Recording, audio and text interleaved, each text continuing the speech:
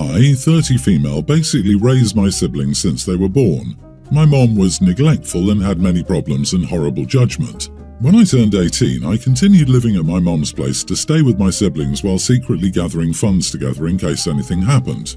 My grandmother later on convinced me to help her report my mom to CPS and promised to take in my 2 siblings, who were at the time preschoolers, male and female, which she unfortunately didn't follow through on and blindsided me because she never had the intentions to take in my siblings and only wanted my mom's children to be taken away as payback because my mom owed her a lot of money and put her in tons of debt.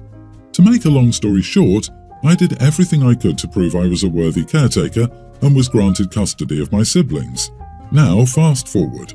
My sister, who is now a teen, started speaking to our mom via Facebook. Since then, she's done a total 180, giving me attitude and getting into a lot of trouble. I came to find out that my mom had been talking pure smack about me, which I saw in the messages myself.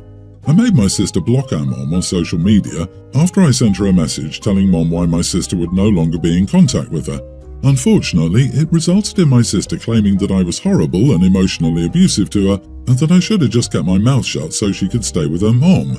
I'll be honest, there are a lot of things I could have done better and many things I would have changed looking back, but I did all I could to raise my siblings. Anyway, I ended up telling my sister, "You going into foster care temporarily was not my fault, it was your neglectful mother, and I could have just left you there." My sister got really upset with that comment and threatened to run away and move in with mum. That would be horrible because mum's still suffering from addiction and new health issues. Since then, sister has been giving me the silent treatment and refusing to eat meals together. Our brother thinks she's overreacting and is mad at her for continuing to speak to our mom, even after she chooses to speak ill of me.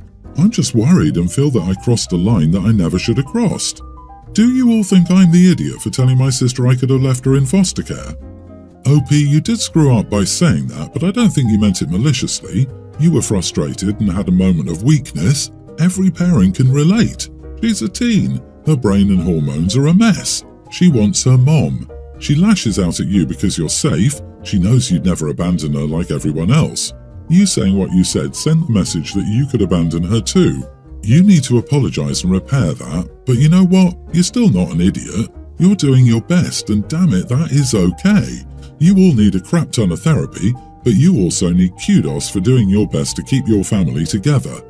It's time to have a calm and collected conversation with your sister about the person your mother truly is. Explain that you did not remove your siblings from your mother's home, the state did because she's not safe or fit to be a parent. At any time, your mother could have gotten her act together and fought for her kids. Explain to your sister that while you understand she wants to be with her mother, legally, you cannot allow her to do that. Your mother lost them due to her problems. I'm sorry, OP, you're an amazing sibling. They are so lucky to have you, and I pray they see it soon. Grandma sounds pretty vile in my opinion. Taking away your daughter's kids, not for their safety, but as revenge because you're not getting money back from an addicted person, plus lying to your grandkid to make it possible. Agreed with not the idiot, keeping the family together is admirable and emotions running high is understandable. I hope you'll have a good conversation about it with a therapist. My 38 female daughter Melody is a tween. She goes to an after-school program which is where she met Leah, the same age. I know Leah's mum, Daniela, somewhat well as we had older kids in class together a few years back. Melody has told me several times that Leah is too loud, doesn't understand personal space, asks rude questions, etc.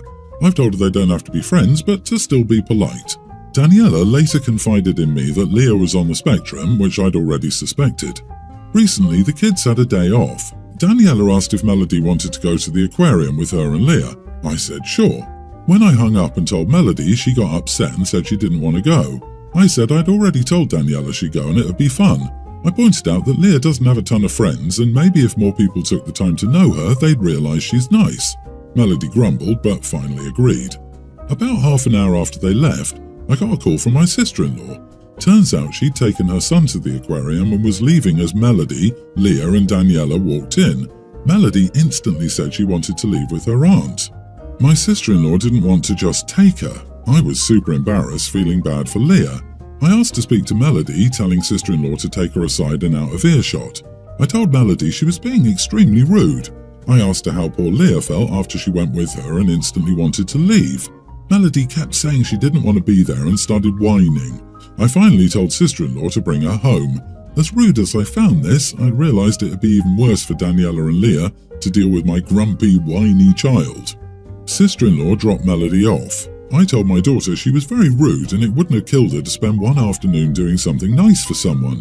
Melody said she didn't want to be Leah's friend and went to her room. I called Daniela to apologise. She was gracious but did admit Leah cried and they ended up leaving early because she wasn't having fun. She assured me that she hadn't paid yet for my daughter before this incident, so at least no money was wasted. I did Venmo her money for their passes as I felt bad they couldn't enjoy it due to Melody.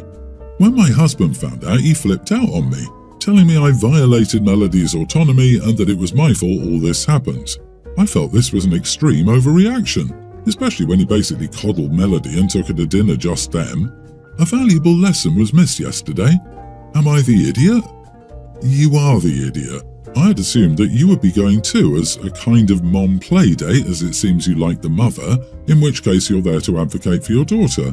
You failed to do that and ignored her needs. Your daughter doesn't like this child. Rude invades personal space. Your child set a boundary and you didn't enforce it. Next, you'll be saying the boy that's mean to her actually has a crush on her. Don't force your child to be around people that cross boundaries with them. Exactly this. I thought both moms were going, but no. OP just accepted the invitation for her child without even asking her, knowing she's uncomfortable around this other girl. I feel bad for Leah's mom because she had no way of knowing that OP was forcing her daughter to go. I have friends on the spectrum. I fall into being neurodivergent, and no one needs a pity friend. Children are humans too. She has her own thoughts and feelings. She deserves a say in her life and who she spends her time with. Why would you push your daughter to do this? Why would you do that to your daughter? Why would you do that to the other girl? Do you think that girl only deserves friends who don't like her? Your daughter spends enough time with this girl to know she doesn't like her. Don't push it. Your husband is right. You bulldozed over your daughter's autonomy, and this scene is your fault. My brother has 3 boys. One is 18 and the other 2 are teens. The oldest is graduating high school this year. They split time between their mom's house and my brother's house. My brother and his ex-wife divorced a decade ago. Both have since remarried. My brother has 2 stepdaughters, younger than his boys, and a daughter with his wife. The boy's mom has also had more children.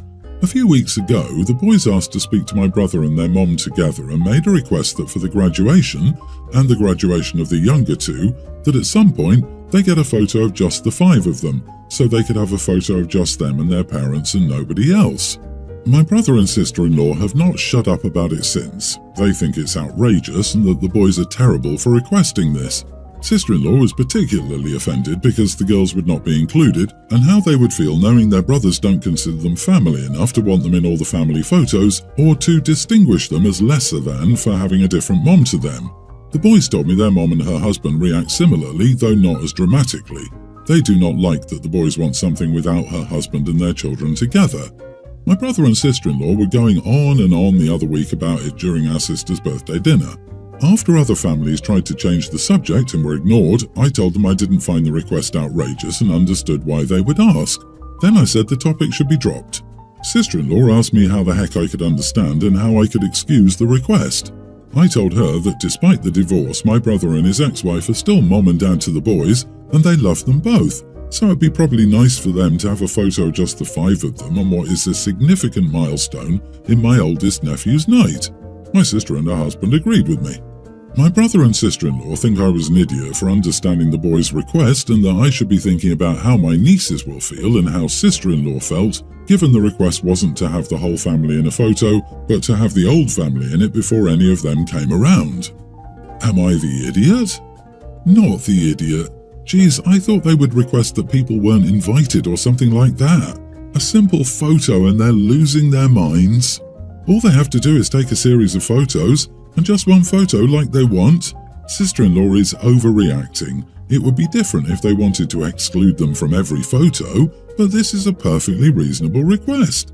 Let us know when your brother and sister-in-law don't understand why son visits less and less after he graduates. Yeah, I'm so sick of people remarrying and thinking it's somehow the child's responsibility to make the family work. The child did not choose the situation. As long as they're being reasonably civil, that's all you're entitled to. When people give opinions, I normally say, mind your own business, but they are bringing it up to you. It's just so far beyond anything that makes any sense. It's a fundamental lack of understanding of what a person or consciousness or being actually even is. They treat living, breathing people they are responsible for like a small dumb child playing with action figures. Something about the "why doesn't my 9-year-old love my new wife" that they found out existed 19 minutes ago that messes with my brain. I genuinely can't understand how someone doesn't understand it. So I, 29 male, started a new job about 3 months ago. It's been super nice and I love my work. The only issue has been between a co-worker, mid-20s female Jenny, and me. She wasn't shy in letting me know that she was interested in me. I am, however, married. So I did my best to shut it down and told her that I was very happy in my relationship and that I wasn't interested in her. However, some of her friends have started referring to her as my work wife and me as her work husband. I've expressed my discomfort with this and have stopped responding when they say it. A little while back, my co-workers and I went to a bar, and throughout the night, her friends kept trying to get us to hook up. At one point, Jenny told me that my wife didn't have to know.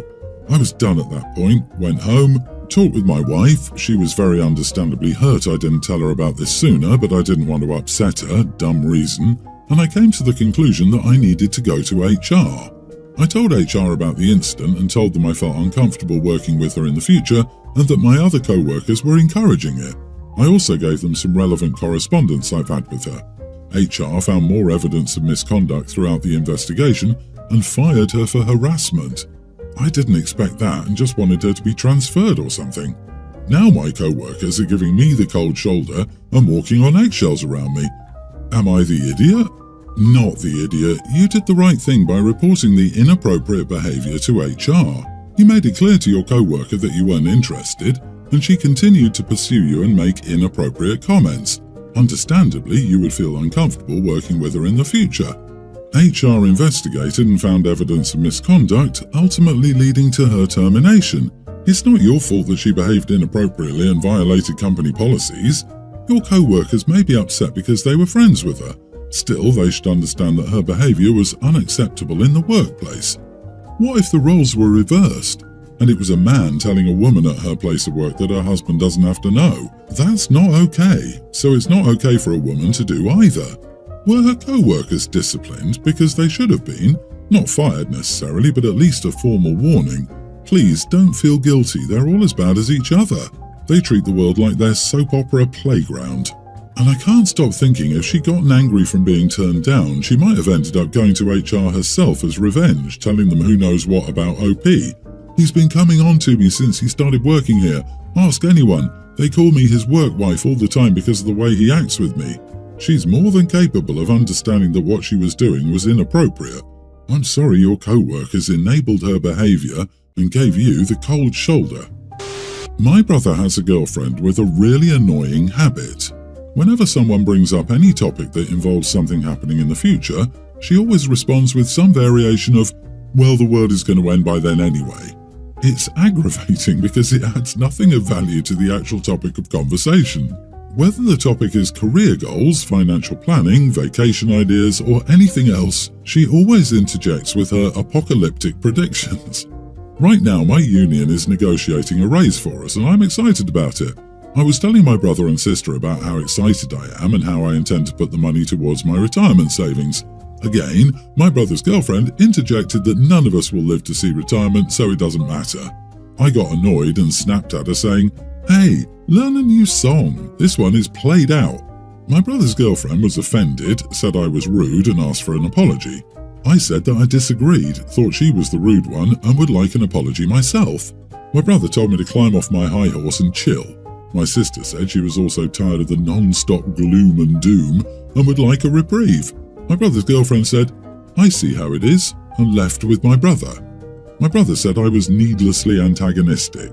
He said his girlfriend can't relate to topics like that because she has a non-traditional job, Etsy store. Still, he wants to have a meaningful contribution to the conversation. He said I was mean to her and should apologize. I don't think I should and don't want to, but was I the idiot? But wants to have a meaningful contribution to the conversation. How is the same glib Debbie Downer remark repeated repeatedly a meaningful contribution to the conversation. Not the idiot at all. Why bother making up with her? The world is going to end anyways. How are you needlessly antagonistic when she's negative about something you were excited about? She doesn't need to be able to relate to you to contribute to the conversation. My friend is a stay-at-home mom. I can't relate to that, but I contribute by asking questions or just commenting that I could never do that and she's amazing. Both are uplifting because I know it's something she loves. She could have just said she was happy for you. No need to contribute negativity when someone is obviously excited. I wouldn't sweat it. She sounds like a drag. To me, it sounds like she's trying to undermine the conversation that focuses on the future plans of others because she secretly feels insecure about her own plans and the lack thereof.